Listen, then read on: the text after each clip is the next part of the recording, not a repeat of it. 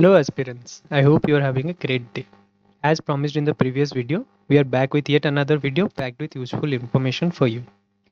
As you all know, there is less than 4 months left for the UPSC Combined Geoscientist Preliminary Examination. If you are watching this video, I hope you have already applied for the examination and ready to crack it this time. The objective of this video is to help you formulate your own strategy for the prelims and make the best use out of it. So without any further ado, let's get started. Okay, so let's look at the scheme of the preliminary examination first. There will be two papers. Paper 1 contains general studies.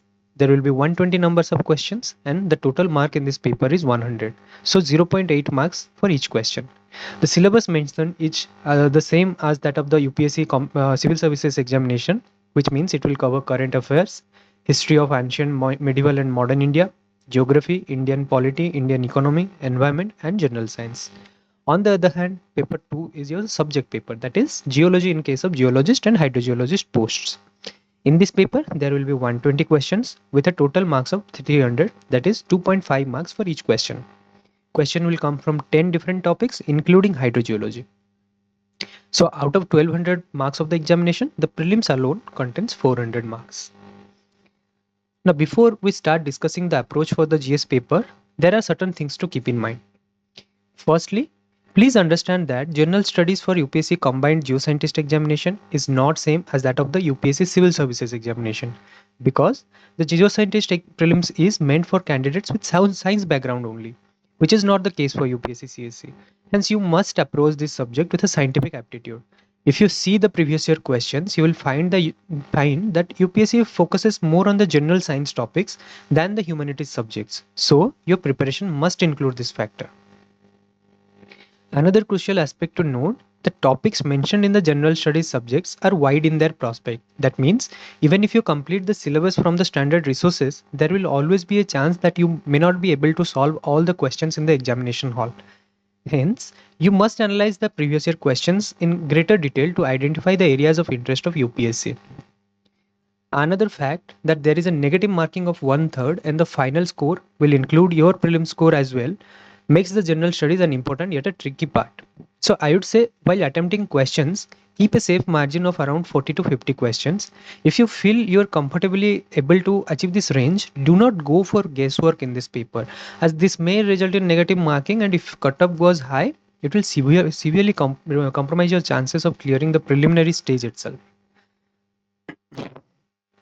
So keeping those things in mind, let's understand how to approach the general studies paper. As I said, the syllabus has a wide range of topics that can be asked in the examination, but it is not humanly possible to remember everything, right? So the best strategy is to take a previous year questions of other competitive examinations that UPSC conducts and match them with the syllabus. Once you have done that, you will be able to identify specific themes from which UPSC prefers to ask questions every year. This helps you limit the scope of the subject and in multiple rounds of revision. As you identify the themes, I would say try making short notes on them from the sources you are referring. For example, you can see in the last 2 years, there were questions from defense exercises. This can be a theme under your current affairs section, and you can jot down any development that are currently going on there. Another thing to note is that your note should be as crisp as possible. For that, I would suggest you make your notes towards your second round of revision because in the first round, everything seems important. Only note those points that you are unable to remember and need to revise them more often. Anything lengthy is only a waste of time and effort, and you may not even revisit them. So keep these things in mind before making notes. Lastly, you need to test your progress. After completion of each topic in the syllabus, you shall immediately give a mock test. In that way, you could identify the areas that needs more conceptual understanding. Also, mocks can help you analyze a topic from different dimension. But the most important thing is to learn from the mistakes you are doing in these mocks. Then you have to revisit them and build your concept strong by giving more tests and revising them. The motto should not be to score high in mocks. Rather, it should be to fail faster, learn, and build back stronger. Now, let's talk about the resources you need. Note that these are the minimum resources I am talking about. You can refer to any resource whichever you feel comfortable with. First of all, you should know which previous year questions are better suited to the demands of this particular examination. As I said earlier, the depth of the questions in the general studies will not be like those of UPSC Civil Services. Along with the past three prelims questions of combined geoscientist examination, you shall refer to past 5 and, if possible, past 10 years questions of combined defense services examination, NDA and CAPF examination. For history, you can refer to Modern Indian History by Bipan Chandra and Tamil Nadu board books for ancient and medieval India. For geography, the books of class 11th and 12th NCERT will be enough. Along with that, you can refer to Oxford Atlas for various places in news, national parks, rivers, etc. If you see from Indian polity, there were good numbers of questions in 2022 and 2021 examination. Most aspirants refer to M. Lakshmikant, Indian polity by M. Lakshmikant. But I would say if you have never read anything related to polity, Lakshmikant may be very confusing at first sight. So start with class 11th NCERT, which is Indian Constitution at Work. Build your concept from there and then refer to Lakshmikant selectively for topics like fundamental rights, DPSP, president and judiciary, various constitutional, non-constitutional bodies, etc. For economics, most of the questions come from current affairs, but it will be hard to solve them if you don't have a basic understanding of key economic terms and concepts. For that, refers to class 12th macroeconomic NCERT and then go to class 11th Indian economic development. Once you read these books, relate the topics from the current affair with the static subjects and make some notes from there. Environment is another dynamic subject, but questions have been asked from the static portions of environment and ecology. You can refer to chapter 13 to 16 of class 12th biology NCERT, along with chapter 14, that is environmental chemistry from class 11th NCERT, which will provide you a conceptual framework for you to supplement with current affairs. The general science topic can be covered from 8th to 10th physics, chemistry, and biology books. Now, for current affairs, you can refer to any monthly magazines of any coaching institute or their year-long compilation, where you need to cover last 1 year current affair, that is from January 2022 to January 2023. But there is a catch. The problem with this magazine is that they're too bulky. Monthly magazines are somewhat 100 pages a month, and for a year it will be around 1200 pages. I would recommend you go through them anyway, but if you feel you have a paucity of time and you can refer to the monthly current affairs videos available on YouTube. For your convenience, we have started our current affairs series free of cost, available on our channel, which divide the whole month's current affair in 3 subparts of 30 to 40 minutes videos each. The amount of labor that would rather take a considerable amount of time from your preparation is done by our expert, keeping the scheme of the examination in mind. So you should go check them and use them for your own benefit. It is better if you can make some notes from these videos. Finally, I would like to talk about a hack, but this is something that you should not try right away. There is enough time and you can easily complete the GS syllabus from the sources that I have mentioned just. But somehow, if you were not able to cover it near to the examination, you can pick up any latest edition of Lucent or Tarun Goyal book along with Lucent's objective question bank. Read topics from any of these two books and then revise them by attempting the questions from the question bank. Mind you, both the books are information heavy and there is a little prospect for concept building through these books. As you know, there is no substitute for hard work. Hence, if you follow this step, the return will obviously be less than those who followed standard resources and made their own notes. So, I would say choose wisely.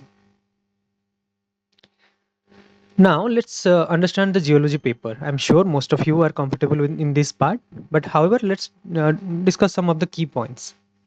As you know, the paper is set for both geologist and hydrogeologist posts. So you need to emphasize every part of the syllabus equally. Over the time, the questions are getting more and more conceptual in nature. Hence, make sure you're focusing more on the core subjects and also on the applied parts.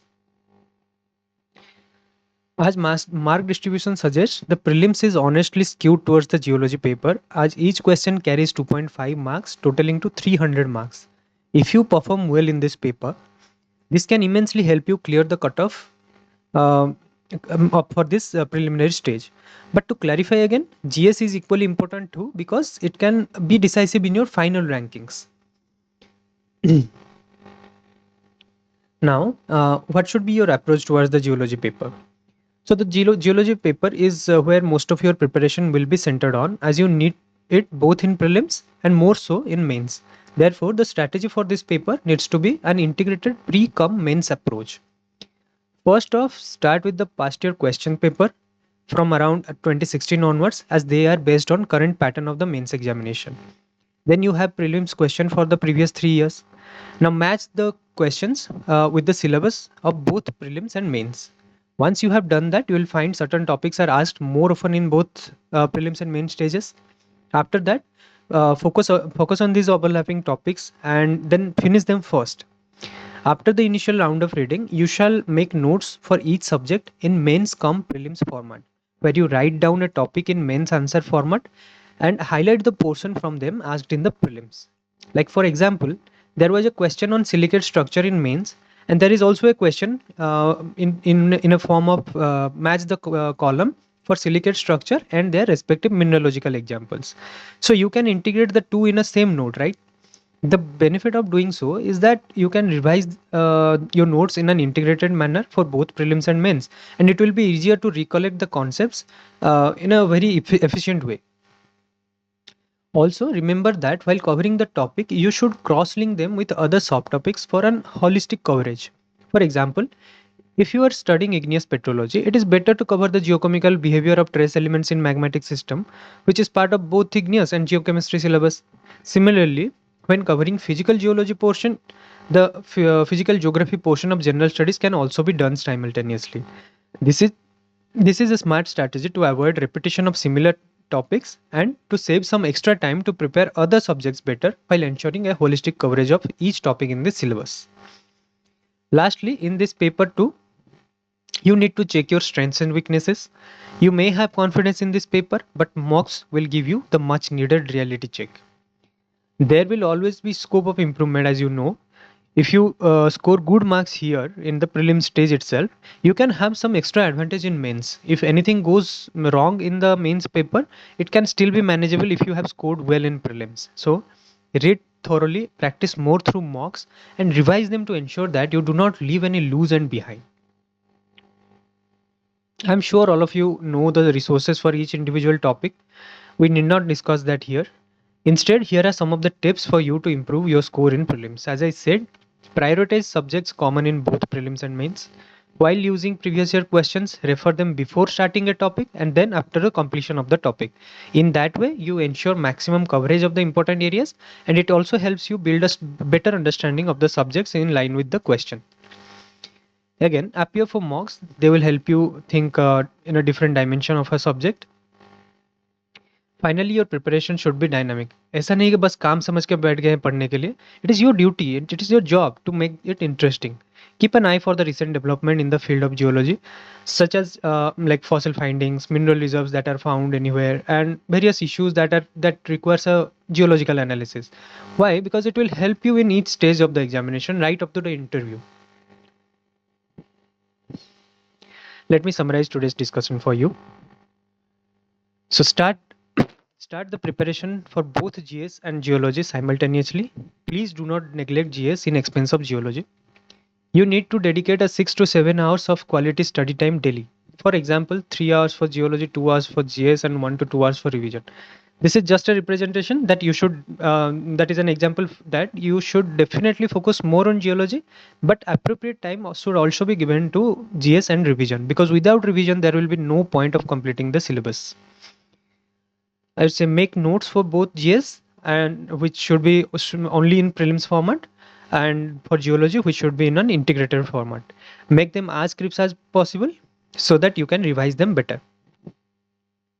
Don't wait for the syllabus to end before appearing for mocks. Give mocks after finishing each subsection. It is recommended to give at least 1 to 2 mocks for each subtopic.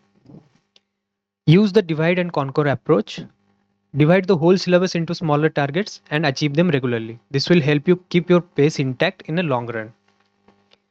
Try to target the entire cover the entire geology and GS by the end of January, along with 1 to 2 mocks for each section. Spare the last 15 days for final round of revision. Even if you have not completed the whole syllabus by then, that's okay. use these last 15 days to monetize upon whatever you have already studied. Lastly, after the change in the examination pattern, the process of this examination has become lengthy. Hence, be mentally prepared for around 1 to 1.5 years of continuous preparation before starting. Your patience and consistency will determine if your name will be in the final merit list. Finally, if you are thinking that you need guidance and looking for a single platform to prepare for all stages of the examination, Geology Concepts is here for you. We, with our own background of geology, understand how hard it is to manage both GS and geology simultaneously without being in touch with many general studies subjects for long. Hence, we have harnessed the expert from both geology and various competitive fields to design courses that are well suited to each stage of this examination, which covers the entire GS syllabus for prelims and geology syllabus for both prelims and mains. These courses will exclusively focus on concept building so that you can easily grasp the subject of both GS and geology in a better way. Along with the courses, we have also launched a dedicated test series program for both prelims and main stage of the combined geoscientist examination. In this, we will provide you with questions that will constantly challenge your conceptual clarity, will provide you with model answer to improve upon your answer writing skills, regular general studies quizzes to keep you updated with the recent developments, and also we will provide you with one-to-one mentorship to help you identify the areas of improvement. Considering the time and vast amount of this syllabus, this will help you grasp the subject efficiently and will provide you the much necessary guidance to fast track your preparation process. So this is where we end today.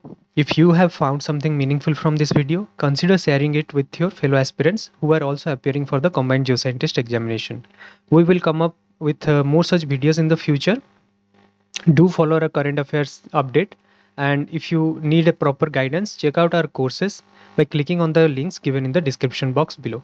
If you have any queries, please let us know in the comments. Thanks again. See you in the next video.